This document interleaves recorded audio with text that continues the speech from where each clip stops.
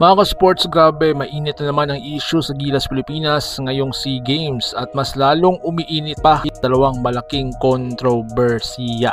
Tumirik ang sinasakyang bus ng Gilas pagdating sa Thailand. Pangalawa, may mga nagsasabing malakas lang daw ang ating national team na Gilas Pilipinas dahil daw sa mga PhilAm players. Legit kaya ang mga isyong ito? Sabotahe ba ito? At bakit nila minamaliit ang mga local players natin? Kung trip mo po ang ganitong content, paiwan ng follow at subscribe na din. Tara, simulan na natin. Mga ka-sports, unang araw pa lang ng Gilas Pilipinas sa Thailand, problema na po agad. According sa mga reports at eyewitness accounts, tumirik ang bus ng Gilas habang pabiyahe papunta sa kanilang unang training session. At ayun, stuck sila sa daan, mainit at kailangan pang maghintay ng panibagong service. At syempre dahil SEA Games, may mga fans na agad nagtanong, sabotahe ba ito? Sinadya ba ito para ma-disrupt ang Gilas? Pero ito po ang totoo. Wala pa pong official na statement na sabotahe daw ito. Pangalawa, pero hindi rin maiwasan ang duda kasi ilang beses nang nangyari to sa mga international games. At sumunod at timing na timing, first practice pa lang, abala na agad.